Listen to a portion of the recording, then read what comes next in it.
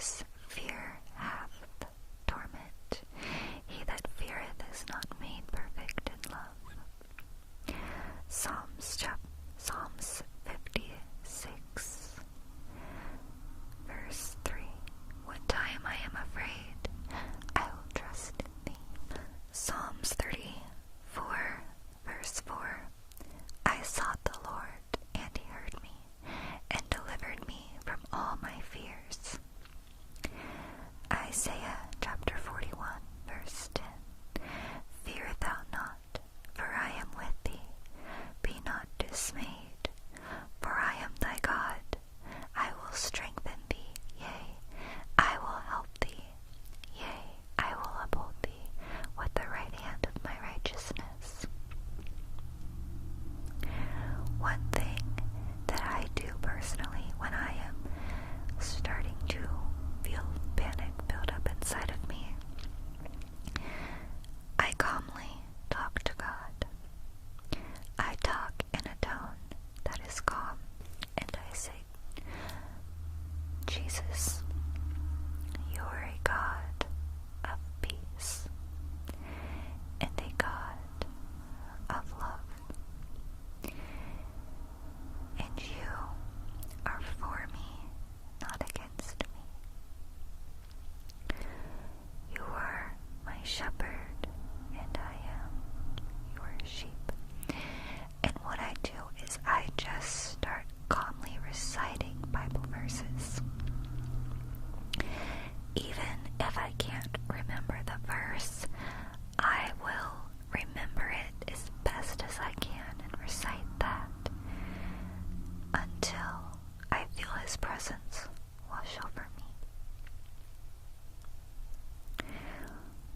The verse that I was really helped by last night, and I kept rereading it. Obviously, I couldn't talk to myself at work last night. I did that once. Some night. It might not have been the same night. But Isaiah chapter 41, verse 10. Fear thou not, for I am with thee. Be not dismayed, for I am thy God. I will strengthen thee, yea, I will help thee, yea, I will uphold thee with the right hand of my righteousness. One thing that is so important about our faith, one thing that we need in order to be comforted by our faith in God, is understanding that God is real and having God be real to us. When I first started going to church, on my own that is, I'd been to a Catholic school, but that's besides the point. When I first started going to church, one of the main things that I was taught is that God can be real to us.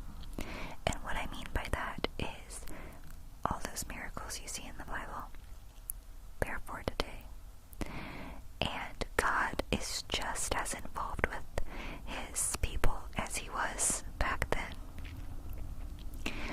And we can have a personal relationship with Him. That was something I was never taught before. I was taught to pray and, pray about it, and I thought, pray about it, what's that gonna do? Because I didn't understand that I could have a personal relationship with God where I could feel that peace that surpasses all understanding, where I could be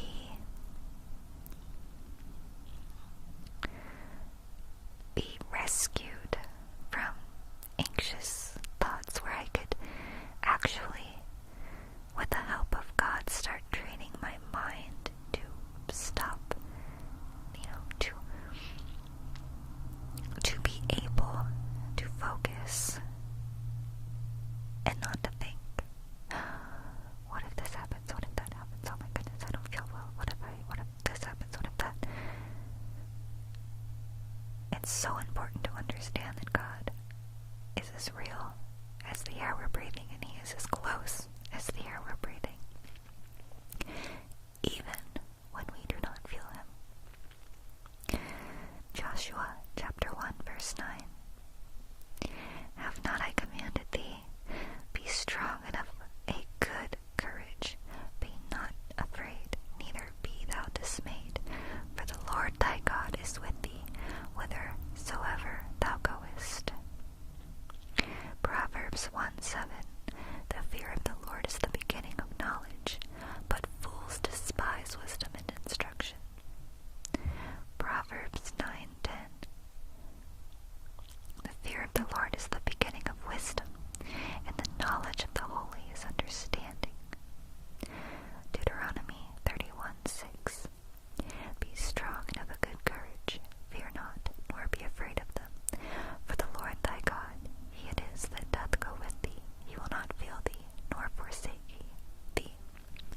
One thing that I learned, or rather another thing that I learned, is that I was looking to people to comfort me.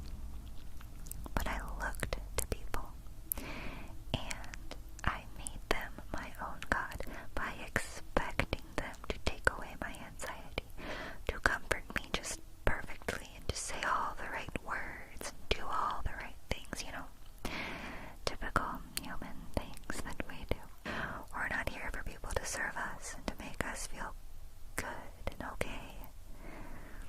It's a wonderful blessing when they do, but it's not their job. Psalm 23:4. Yea, though I walk through the valley of the shadow of death, I will fear no evil, for thou art with me. Thy rod and thy staff, they comfort me. Matthew 6:34. Take therefore no thought for the morrow shall take thought for the things of itself. Sufficient unto the day is the evil thereof.